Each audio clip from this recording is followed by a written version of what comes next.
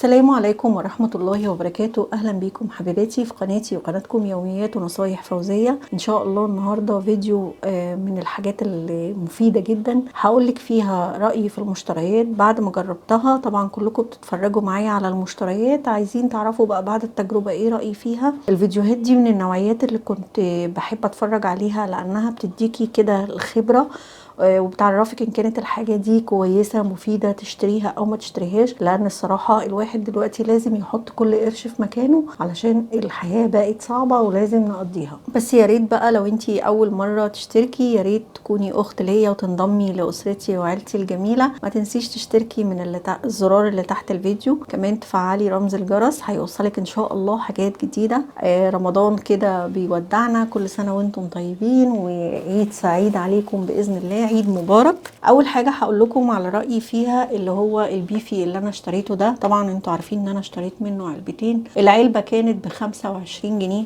يعني كان سعره كويس، بس الحقيقه ان هو ما كانش كويس. يعني انا لما فتحته لقيته بالمنظر ده زي ما انتوا شايفين كده.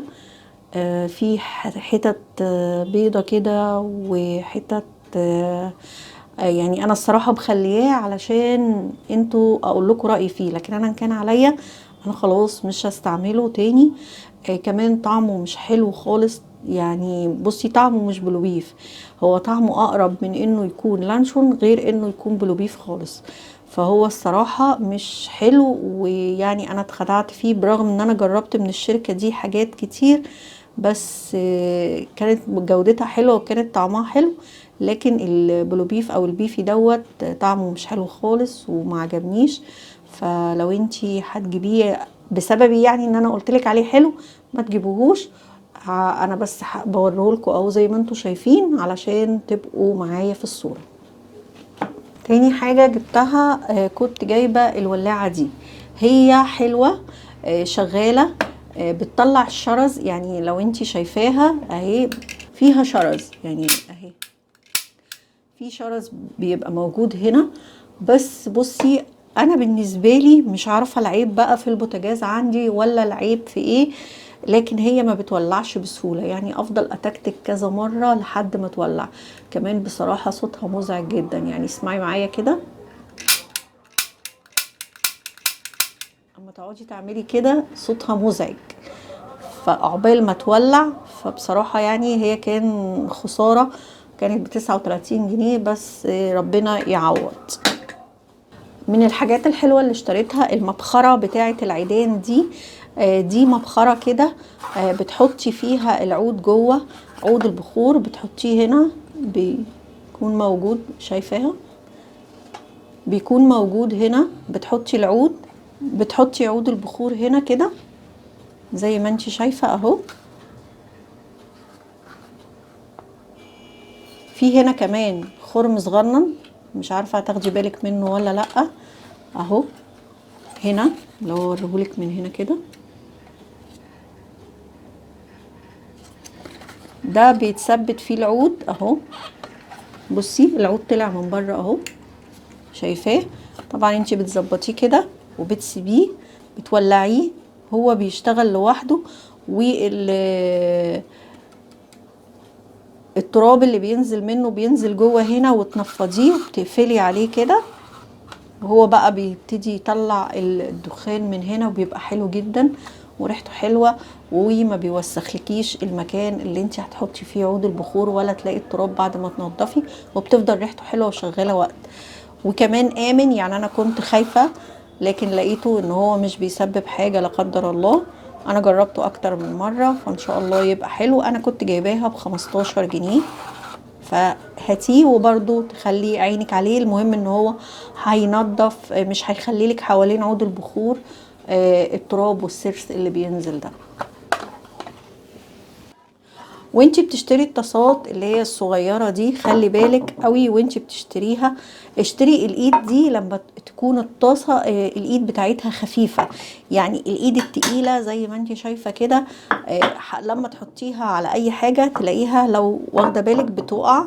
الايد تقيلة كمان على البوتاجاز بتغلبك عشان تثبت، ولازم تبقي ماسكاها كده. يعني لو بتقلي فيها بيض هتبقى السمنه او البيضه مش تبقي عارفه تعملي فيها، لكن اللي هي ايدها خفيفه زي دي كده بتبقى حلوه وبتثبت على طول مهما تحطيها على البوتاجاز، على عين البوتاجاز، على الرخامه، على اي حاجه.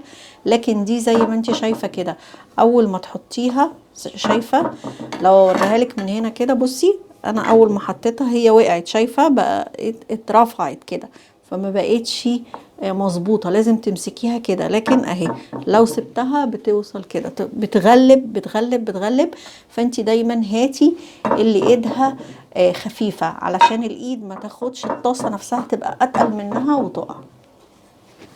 من الحاجات اللي اشتريتها وحلوة جدا الماسك ده، لو لقيتوه يا بنات هاتوه. الماسك ده مش مجرد ان هو ماسك هقلب بيه حاجات جوه وانا بقلي او وانا بعمل، لا، او بمسك بيه حاجة. ده انا عايزة اقول لكم ان هو ماسك بقاله كام سنة عندي. من حلاوته انا لو بخبز بطلع صاجات في الفرن، بسخن عيش على البوتاجاز بستخدمه. الجزء ده رغم ان هو يبان، يعني انا لما اشتريته قلت ان هو هيبقى مش كويس ودي هتتقطع على طول، والله بقاله اكتر من 3 سنين عندي ومش بيوصل، دي بتعزل الحرارة مش بيوصل الحرارة وحلو جدا. فانا له استخدامات كتيره قوي عندي، بمسك بيه ساعات بسند بيه الحلل، بطلع بيه صاجات من البوتاجاز زي ما قلتلك، وصاجات كبيره، صواني. مش مجرد ان هو الاستخدامات العاديه بتاعت الماسك، لا، الماسك ده مهم جدا. يمكن يعني حاجه حلوه قوي وجميل ومش بيتفتح مش بيوسع، لا، هو من يوم ما جبته هو كده ما شاء الله عليه وحلو جدا. فانتي لو لقيتيه هاتيه، ده مش خساره فيه الفلوس. انا كنت جايباه في فتح الله، من فتح الله، بس مش فاكره سعره الصراحه قد ايه. عكس مثلا الماسك ده انا اشتريته على اساس ان هو سيليكون وكويس، كنت شاريه برضو من فتح الله، كانوا 3 مع بعض، 3 مقاسات، صغير ووسط وكبير. ده الكبير كنت جايباه على اساس ان هو كويس، لكن لقيته بيسيح وبيتحرق من النار زي ما انت شايفه، لو تاخدي بالك من الحروف، ومش حلو خالص، ومش بيمسك الحاجه، ومش بعرف اتحكم في الحاجه وانا ماسكاه. فالماسك ده لو لقيتيه ما تجيبوهوش، ده مش حلو خالص خالص. كل مرة هقول لكم على الكريم الساحر ده، كريم جلايسوليد ده سعره مش غالي خالص يا بنات، يعني حاجة وعشرين جنيه بس، هايل ومرطب جدا للإيد. ودايما لازم تخليه عندك في المطبخ، يعني بعد ما تغسلي المواعين تحطي منه على ايديكي، بجد حلو جدا جدا جدا، هيفرق معاكي جدا في بشرتك في ايديكي جدا. اشتريت معاكم الشهر اللي فات شاور جل كامي دوت، وكنت اشتريت اللي قبل كده نيفيا. فعايزه اقول لكم ان شاور جل كامي ده حلو قوي قوي قوي. سعره كويس، يعني هو عامل حاجه و80 جنيه وعليه كمان خصم.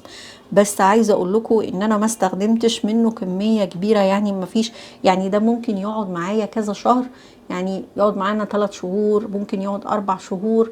هو يعني نقطة واحدة بترغي وبترغي جدا جدا على الليفة اللي انت بتستخدميها ايا كان نوعها، ويناعم على الجسم ومرطب حلو قوي. فده فعلا حلو وفلوسه حلوة يعني. ونيفيا مش وحش، بس بالنسبة لكامي يعني لو ده هديله 10 من 10، ده هديله يعني 6 5.5 من 10. فده حلو قوي قوي. فلو لقيتيه هاتيه، هو سعره فيه وهيعيش معاكي كويس فترة كويسة وحلو جدا، وبيعمل ريحة حلوة كده في الجسم. فلو عايزة تشتري شاور جيل كامي حلو قوي. كده يعني اكون قلت لكم على شوية حاجات اللي عرفت المها في الوقت الحالي، واقول لكم على رأيي فيها. ان شاء الله استنوا من الفيديوهات دي حاجات كتير. ما تنسيش تشتركي من الزرار اللي تحت الفيديو، تفعلي رمز الجرس دايما يوصلك كل الجديد وحاجات حلوة واكتر تفيدك باذن الله باذن الله. ساعدوني وكبروا القناة، اعملوا اللايك عشان اللايك بيفرق جدا. ما تنسوش تكتبوا لي كلمة حلوة، دعوة حلوة منكم ان شاء الله، ولكم بالمثل. اشوفكم على خير في فيديو جديد، والسلام عليكم ورحمة الله وبركاته.